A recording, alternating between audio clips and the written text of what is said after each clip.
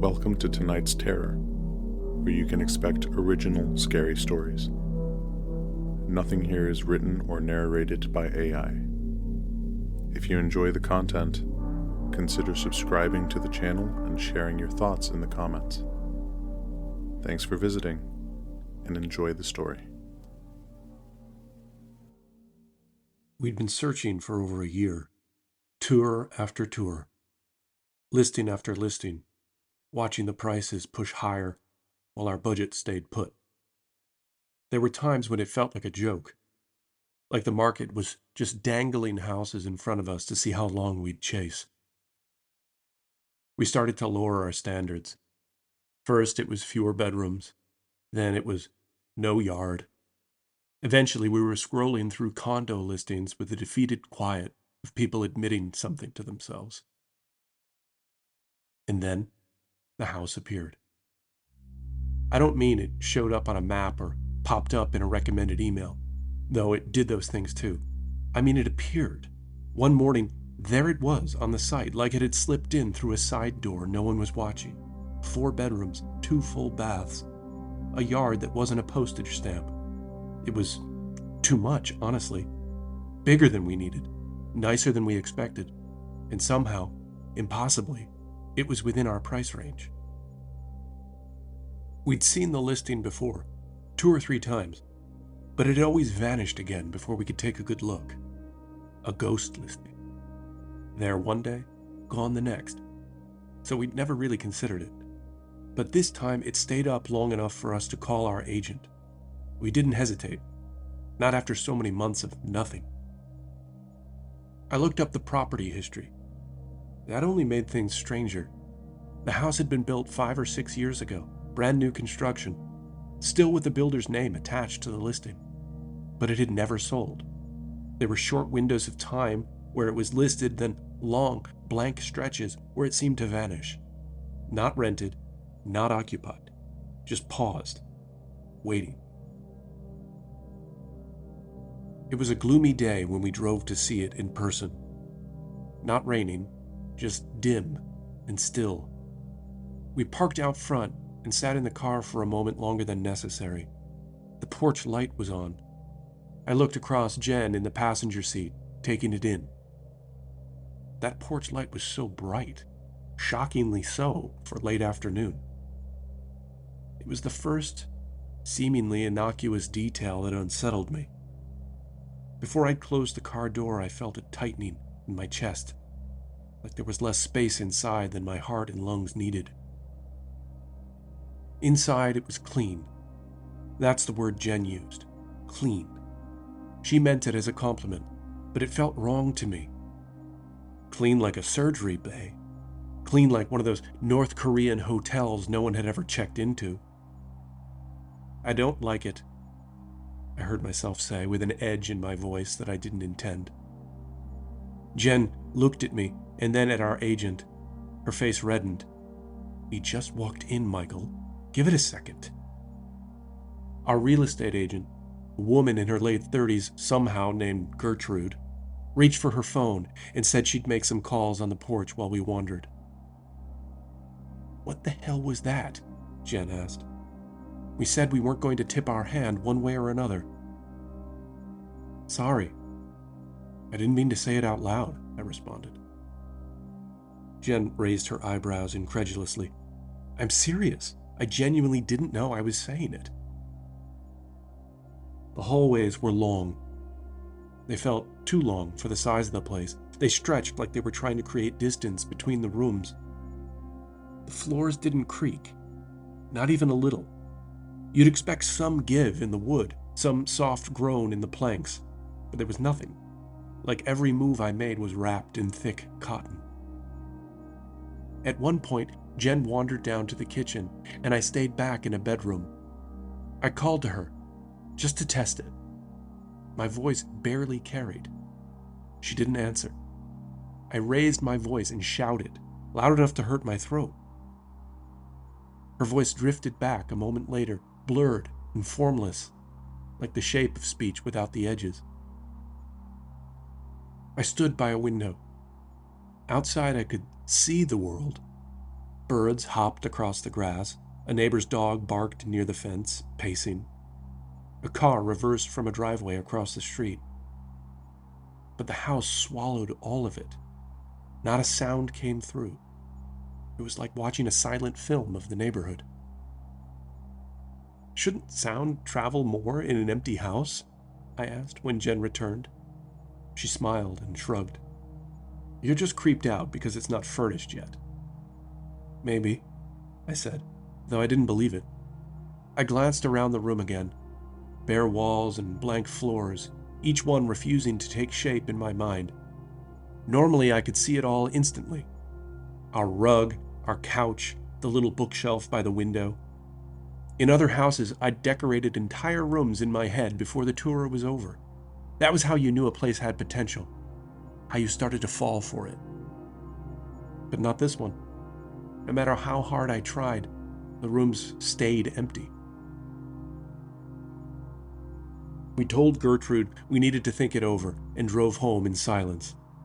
Over the next 2 days, Jen and I went back and forth, round in circles, neither of us quite convincing the other. She wanted the house badly. I could see it in the way she talked about the kitchen, the yard, and the bedroom with the skylight. I wanted it too, in theory. We needed a home, but whenever I tried to picture us in that house, I couldn't. I couldn't picture anyone living there. Then, late that second afternoon, Gertrude's name lit up on my phone. Just a short text. "Are we putting in an offer?" I stared at it for a long time. Then I typed out, "No," and hit send. It took hours to tell Jen what I'd done. We were sitting across from each other at dinner, 2 plates of pasta growing cold between us. When I finally said it, she froze. Her fork stopped halfway to her mouth. She exhaled through her nose, slow and hard. Her shoulders dropped. The look on her face. It wasn't anger, it was something worse. Defeat. "I'm sorry," I said. "That was stupid and unfair. I'll get it back. It's probably our only chance." "Don't bother," Jen said miserably. "These things move fast. I'm sure we're already out of the mix. And besides, you obviously hate it." The exhausted tremble in her voice was too much to bear. "Well, I can try, right? I would live there, really." And I even meant it. Now, with the house out of our grasp, I began to appreciate the gravity of missing our chance. I was being unreasonable.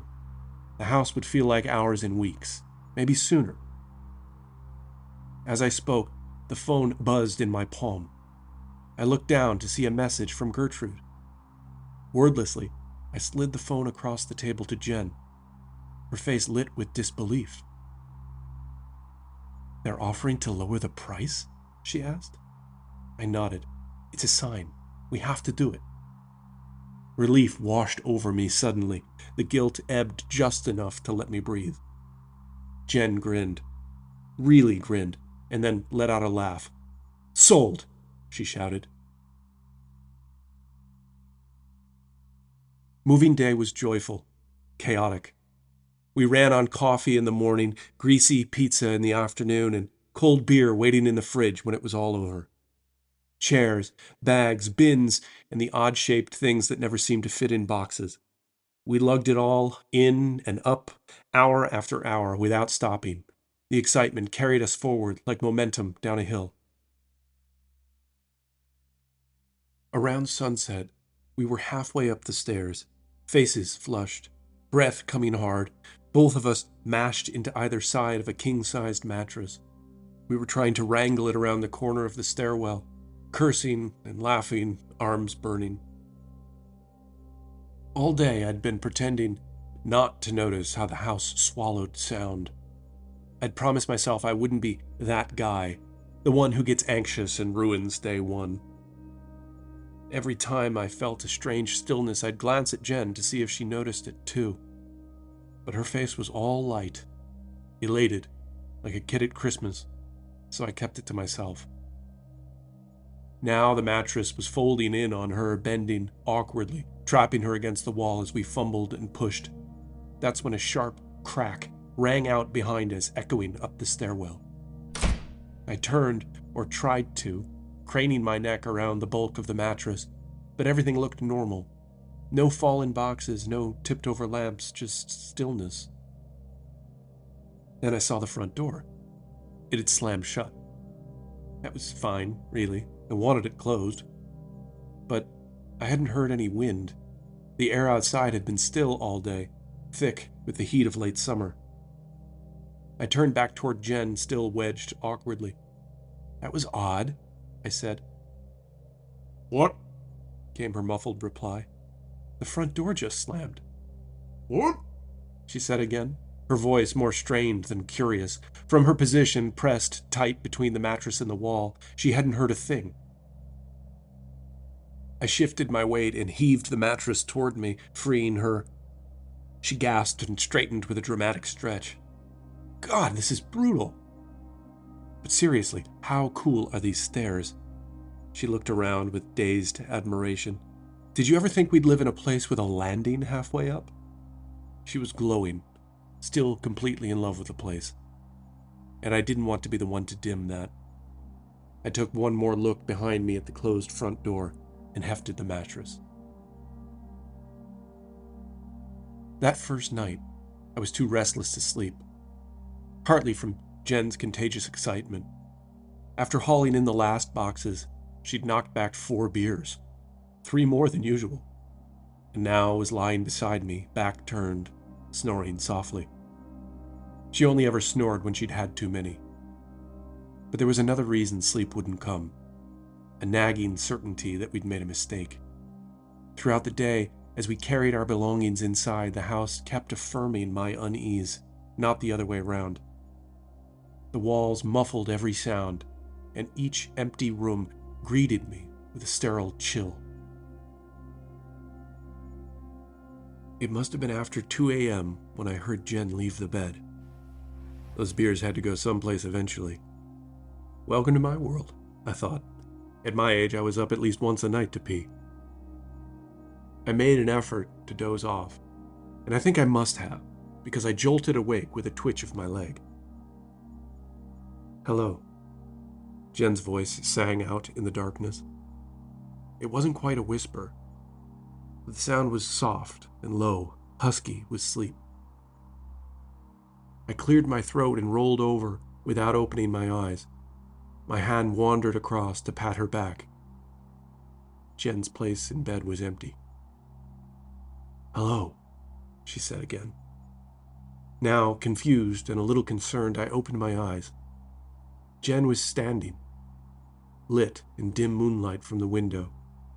She faced the closet, its door open a foot or so. Her posture was erect, and she was gazing upward, as if trying to see something high up in the closet. "What's going on?" I hissed. She didn't turn or acknowledge the sound of my voice. "Jen," I persisted, louder. Suddenly, her shoulders slumped, and her chin dropped to her chest. She turned back to the bed. Her eyes were scarcely open, like she was shading them from the sun. Without looking up, or seemingly noticing me propped up on my elbow in bed, she shuffled closer and climbed in. "Are you awake right now?" I asked. Her soft, boozy snore had already resumed. When I woke the next morning, Jen was already awake and out of bed. I found her in the kitchen, brewing coffee. "You had a busy night," I said, with a coy arch of my eyebrows.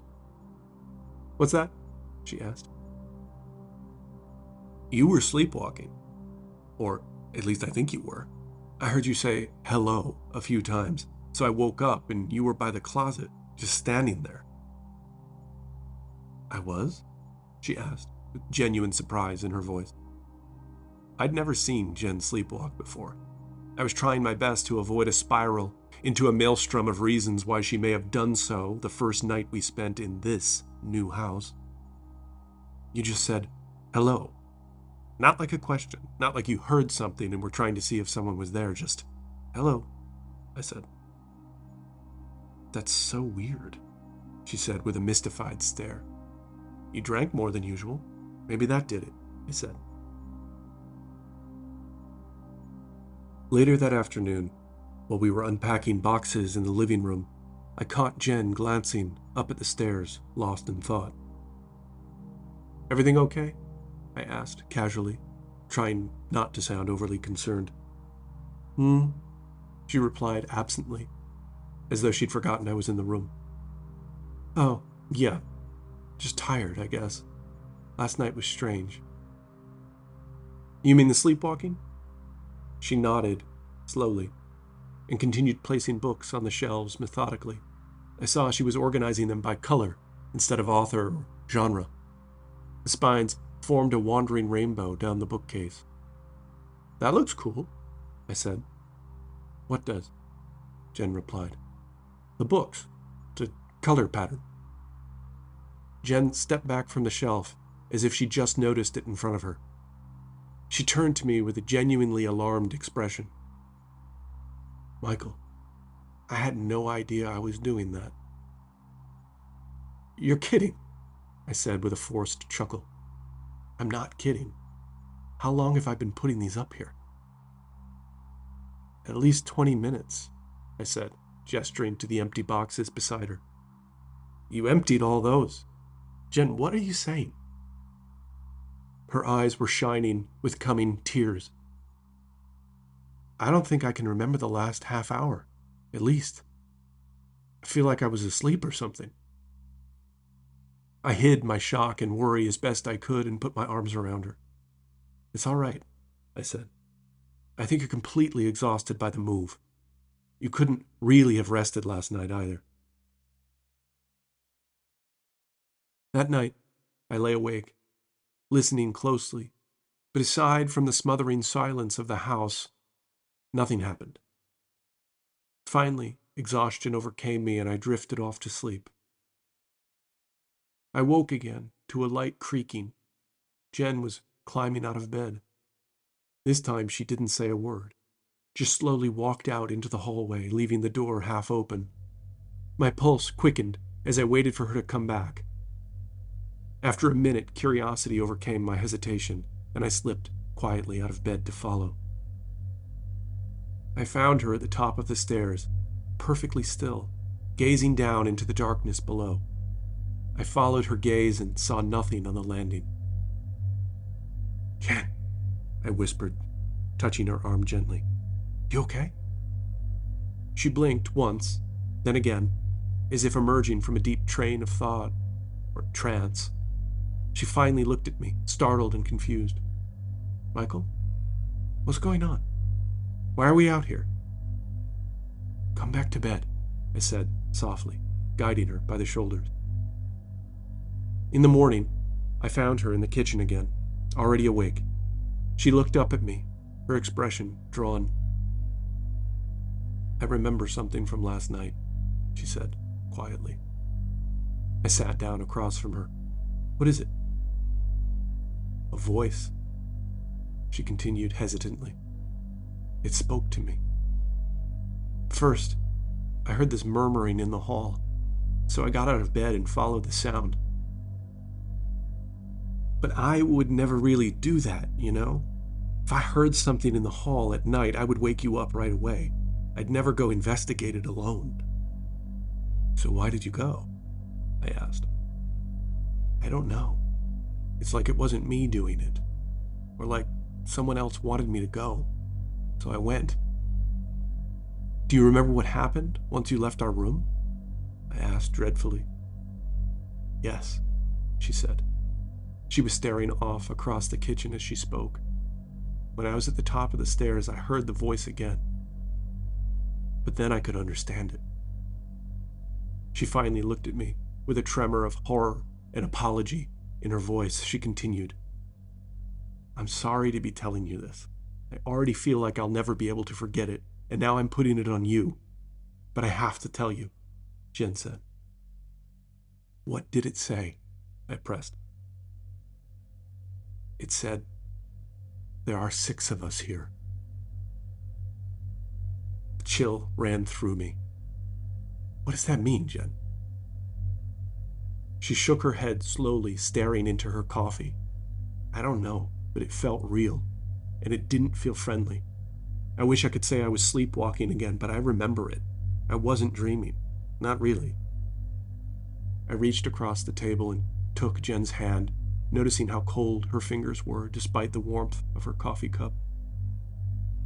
Maybe the house is settling, I offered weakly, already feeling how absurd the words sounded as they left my mouth. You know, new construction has quirks, creaks, groans, pipes popping. Jen's gaze sharpened. She wasn't angry exactly, but the tension in her expression made her look like she might cry or shout at any moment. This wasn't pipes popping, she said firmly, and it wasn't a creak or a groan or whatever else you want to say to make me feel better. It spoke clearly. She withdrew her hand, rubbing her forehead, frustrated. Maybe you're right. Maybe it's stress or exhaustion. But, Michael, it sounded like someone was standing right behind me, whispering in my ear, and I understood every word. What about this number, then? Why 6? I asked, genuinely unsettled, but trying to regain some kind of control. 6 of what? People? Jen shrugged, her shoulders sagging under the weight of confusion. I don't know. I don't even know why I said hello the first night. I guess I thought someone was there. Do you remember seeing anyone? I asked, already fearing her answer. No, but I felt like someone was looking down at me from above. In the closet, I think. I felt looked at. But the house has never been occupied, I said, clinging to the fact like it was some kind of defense. Jen shook her head slowly, her voice was dull. It's just what it says on paper. Doesn't mean that nothing ever got in. A long silence followed. The kitchen clock ticked faintly, its hands edging slowly forward as if reluctant to mark the time passing in this place. Jen stared into her coffee. I wanted desperately to comfort her, but how could I when my own nerves were fraying at the edges? We can talk to Gertrude, I finally said. Ask about the builder. Maybe we'll get some clarity on the property's history. See if anything unusual happened here.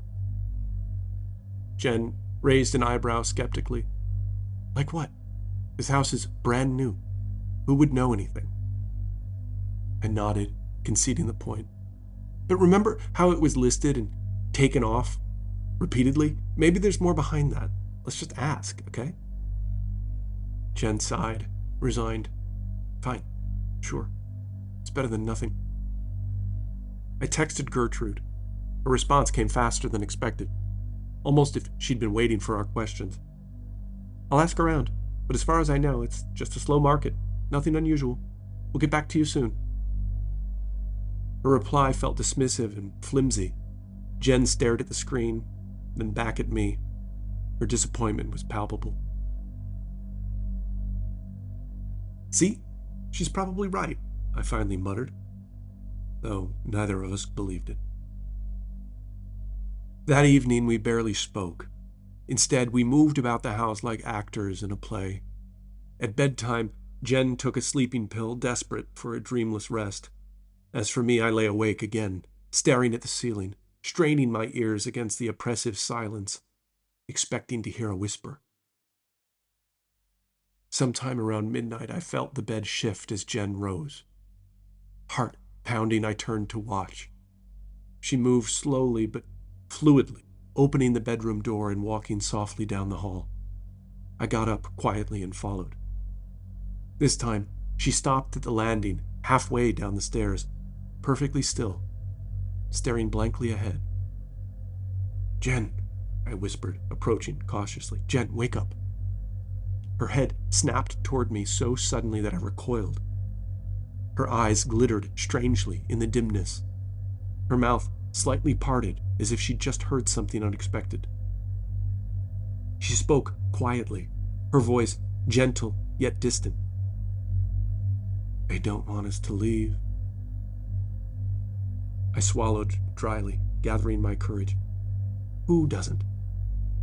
She looked past me, her eyes fixed on the dark corner above my shoulder. They say, we make 6. My breath caught in my throat. Jen, I tried again, barely audible.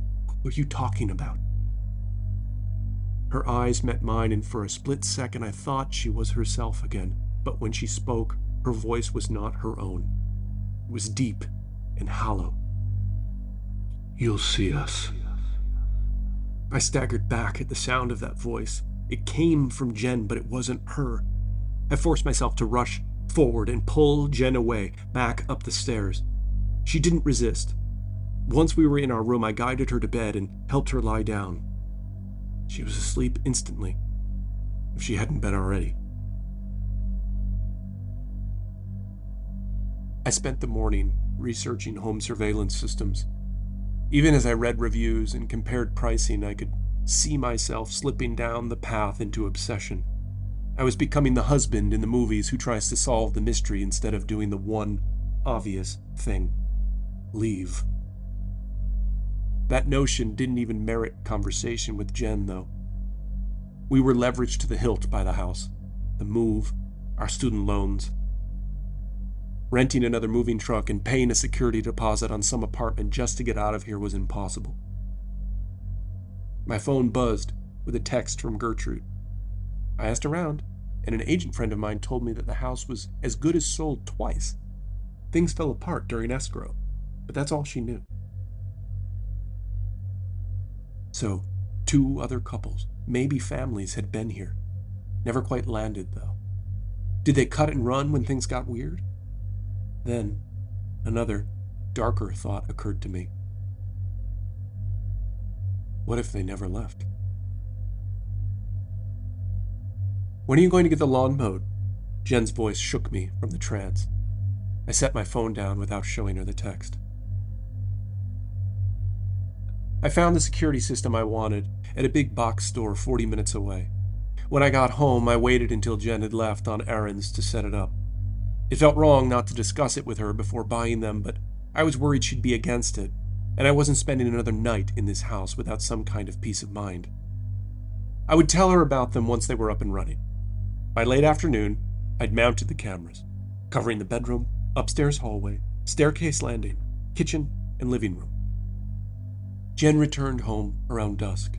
She seemed more relaxed, humming softly as she unpacked groceries, sharing casual details from her outing: the crowded aisles, the cashier's cool tattoo, the rising price of our favorite coffee.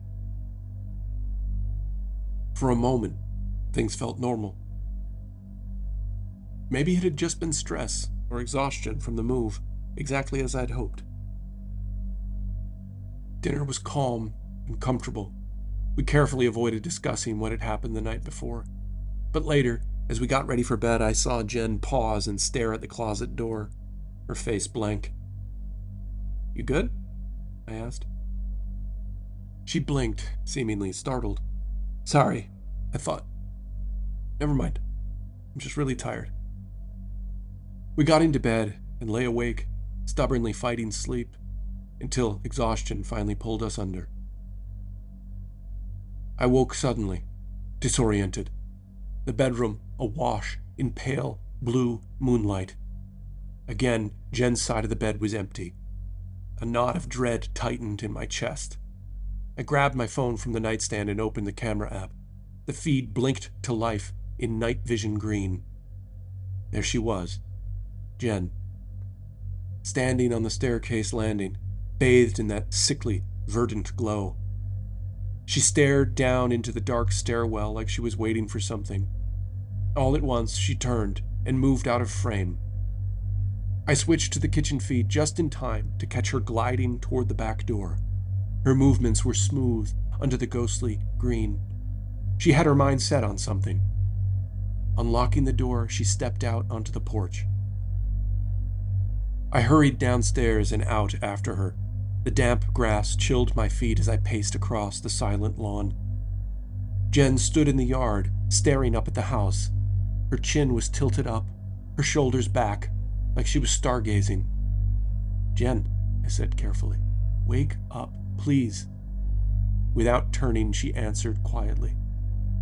They're all here. My pulse quickened. Who? The ones before us, she murmured. They tried to leave too. An electric hiss crawled over my scalp and my arms came alive with goosebumps. Come back inside, Jen. She turned slowly toward me, her eyes glinting in the dim light. A fragile smile crossed her lips. When she spoke again, her voice was soft and apologetic. They said there's room for 2 more. My throat tightened painfully. Jen, stop. Wake up. Whatever this is, fight it. She wasn't looking at me now, but past me, up toward the house. Her eyes widened slightly, fear washing across her face. I turned, following her gaze upward. In the window of our bedroom, where we had just been sleeping, stood 2 figures. Dark, motionless, featureless, their shapes pressed against the glass like stains. A pulse of cold ran through me. Jen, I said uselessly. Jen's hand found my arm, her grip tight and shaking. You see them now too, she whispered, her voice thin and breaking. They've been around the house the whole time, wandering around with me. I know it. I stood frozen beside her, the wet blades of grass wrapping my feet, my heart hammering against my ribs. The house loomed ahead of us, huge and silent. And I understood, horribly, fully, that Jen hadn't been sleepwalking. She wasn't dreaming. She was awake, and so was I. The figures were still there, looming in our bedroom window. Suddenly, they moved. We watched in horror as they began to rise and slide out of view toward the ceiling. I'm not going back in, Jen. Neither of us are, I said flatly. She didn't answer, only pulled at the crook of my elbow for me to follow her. We stalked in silence to the front yard. As we stood at the edge of the driveway, the house appeared empty and still. What are we going to do? Jen whispered. We'll just walk. We can walk all night until the sun comes up. Then I'll run in and get the car keys, I replied without taking my eyes off the windows on the second floor. That's not what I meant, Michael, she said, a sob rising in her voice. I know. The whole of our adult lives was tied up in this house. Years of saving, sacrificing, hoping. I pulled Jen to my chest and took a deep, shuddering breath, my face buried in her hair. We can't get out, can we? She said into the fabric of my nightshirt. As if cued by her words, a buzz hummed out into the night. The porch light lit. Oh, God, I heard Jen say. The light swelled to full brightness, so sharp it washed the lawn in harsh white. I squinted, lifting a hand to shield my eyes. Beside me, Jen let out a small, broken sound. It's waiting, she said. My phone buzzed in my pocket. I pulled it out without thinking, thumb already hovering over the screen. The camera app was still open from earlier, the night vision feed frozen on the bedroom. I tapped to refresh the footage. The feed blinked and then steadied. Live now. No delay. 2 figures stood there, exactly where we'd seen them through the glass, motionless, watching the lawn. But this time I could see them, not just shapes and shadows. I saw my own nightshirt, Jen's long brown hair. It was us, standing there, staring down. Beside me, Jen's hand slipped from my arm. Neither of us spoke. The porch light softened, fading down to something warm and golden, almost welcoming. Then, with a slow, metallic click, the front door swung open. Inside waited the dark entryway, and beyond that, everything we owned, our furniture, our books, photo albums, our clothes, our debt. All the pieces of the life we'd worked so long to build. We stepped toward it.